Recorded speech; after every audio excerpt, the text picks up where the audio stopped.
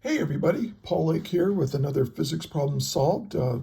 This one I got from one of my tutoring clients. I work problems for my tutoring clients. If you need a physics tutor, check in the notes. Um, there's a link there that will allow you to get in touch with me. But I solve physics homework problems for my clients, make videos out of them, and here's one of the latest ones. Let's read the problem. We've got block A, has a mass of 25 m. Now that looks like 25 meters, doesn't it? But it's really 25 m's or 25 masses. So that we're just making a comparison. So we don't really know what the mass is, but we know that it's 25 times bigger than m. That's what that means. And is attached by a light string to block B of a mass 5m. So this has a mass of 25 m. This is a mass of 5m. Block A is held at distance h above the ground. The blocks are released from rest, and block A reaches the ground 2 seconds later. What is the value of h? Okay, so this is a classic problem. You'll find a problem like this in every physics class anywhere. But here's what you need to know. What I think you need to know. You need to know how to use the kinematic equations for constant acceleration. So we'll discuss that. And you need to know how to use free body diagrams with force. And you need to know, of course, Newton's second law. It's a second law problem. But yeah, so hey, if I were you, pause the video now and try to work this problem yourself. And then hit play, and as you go through it, you can compare your solution to mine. And if you find this useful, please give the video a like. And if you're a physics student, I suggest you subscribe to my channel because I make, 2 or 3 videos a week. And in the comments, if you send me a problem, maybe I'll make a video out of it. So, and I'll let you know if I do. So let's get started. Here's what's given. I'll just put given right above the picture here. And what do we know? Well, we have the masses here. We have h. We know that this is going to start from rest, so I'll just put v naught equals 0. And we know that when it reaches the ground, it's going to take 2 seconds. Or it's going to go from here to here. That's the ground, I suppose, and that takes 2 seconds to do. And what are we trying to find? We're trying to find h. Okay. Well, let's see if we can do it. So let's solve this. Now,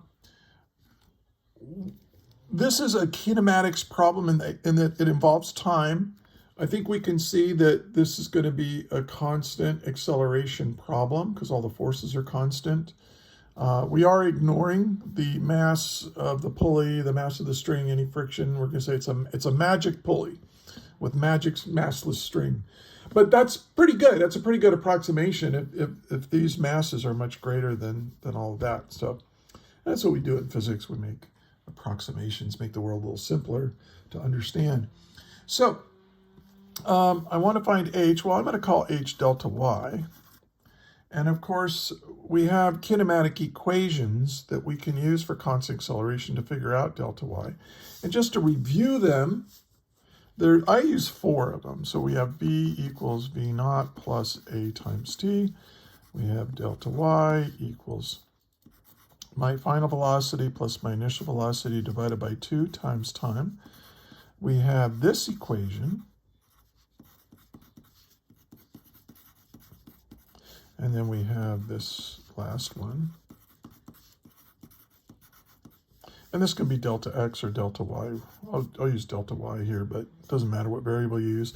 And the reason we have 4 is that we have, well, we could even create 5, but we've got 5 different quantities that we use with kinematic equations, right? And which one do we have a no need for? No need. Well, if you're going to use this equation, that means you have no need for delta y or delta x, whatever. So if your problem doesn't have delta y in it, and you don't need it, it's not given, use this equation. This doesn't have acceleration, This equation doesn't have final velocity, and this equation you use if you have no need for time. Well, let's choose based on this problem. Well, we need delta y. I mean, that's what we need. So we can cross this one off right away. We're given time, right? So let's cross this off because we need time to solve this problem. The acceleration, yes, we are going to need the acceleration here. We're going to use force to figure out what the acceleration is. So if you have a force problem in combination with a kinematics problem, you're going to use force to figure out acceleration to use with kinematics, or you're going to use kinematics to figure out the acceleration, okay, to use with force. But in either case, you need acceleration. You need acceleration, so I can just cross this off, and that leaves this one. And notice that in this problem, we're not given the final velocity of A, and we're not given it, and we're not trying to find it, so we don't need it. So this is the equation to use. And that's how I go about choosing which kinematic equation is most appropriate. So we'll use that V naught T plus 1/2 A T squared. And so this will be my delta y from here down to here. Now, what is V naught? Well, that's 0. That's nice. And I know what t is. T is 2 seconds. But I don't know what the acceleration is. So by laying out the equation and saying, okay, what do I know? What do I need to know? It kind of tells you what to do next. Let's find the acceleration of this system. Now this I'm going to show you the shortcut method of finding the acceleration for 2 blocks connected by a string and a pulley. And you don't even need a pulley. It works no matter what. What I'm going to do is I'm going to make one free body diagram out of these 2 guys. Now, if you notice in this picture, like gravity's pulling this guy down with 5 mg, this gravity's pulling this guy down. But what I'm going to do in my imagination is I'm going to straighten this out so and have it move like this because it makes the problem a whole lot easier to solve. So here's 5m. Here's the string that connects them. I can make it shorter than it is. There's the big block.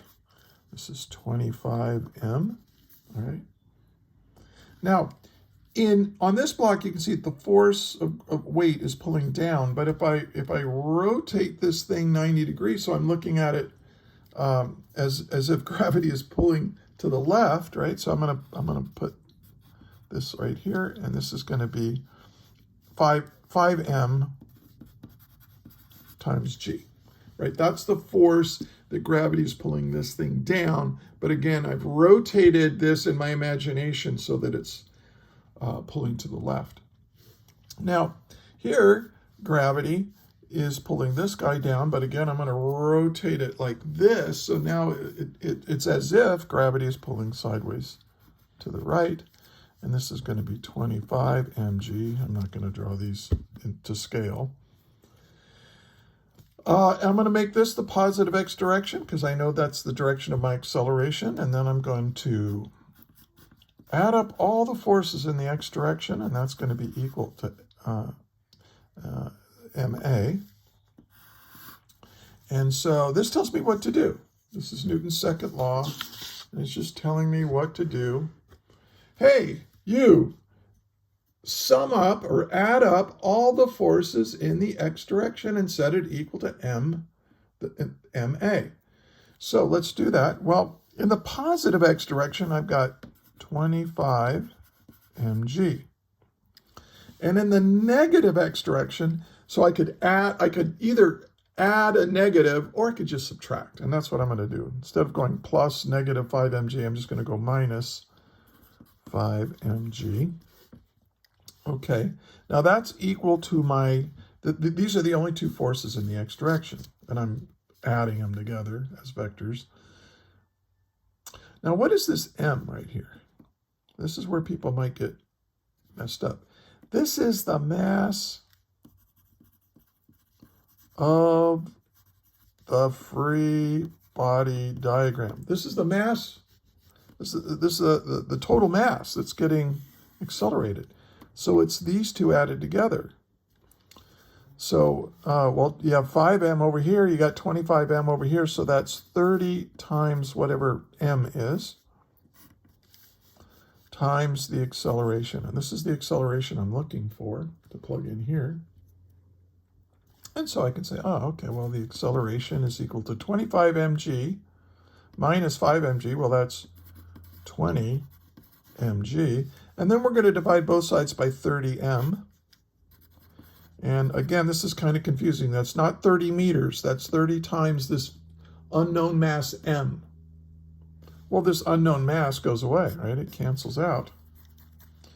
And so really what I have is 2/3 of the acceleration of gravity.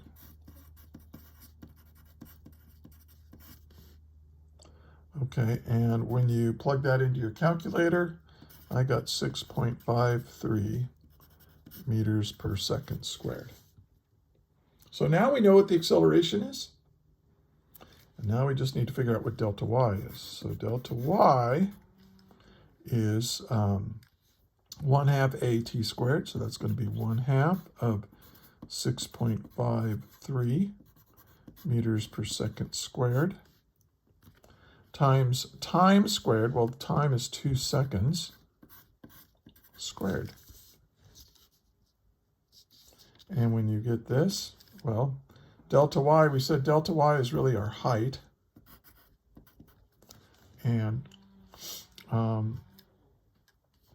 that is, when you plug that into a calculator, you get 13.06. I'm going to round it to 13.1 meters. You could probably even round it to 13. I mean, I just assume, unless the problem is being really finicky about significant figures, I just usually assume 3. But, you know, if you're actually doing an experiment or you're doing things, you really do have to pay attention to significant figures. Yeah, right. Do as I say, not as I do. All right, so, and that's our answer. Now, this idea of taking a pulley system and straightening out the free body diagram for it really makes things a lot easier. But you have to know what you're doing. You really have to know how to handle those forces. But maybe I'll work some other problems similar to this for another video. Anyway, if you found this video helpful, please, again, like it and subscribe to my channel if you're a physics student or a physics teacher. Use this. Use this in your class. Use this with your friends. Share this. I'm a retired physics teacher, and I love teaching physics, so this is how I do it now. And anyway, I appreciate your attention, and I hope you have a great day, and may the net force be with you.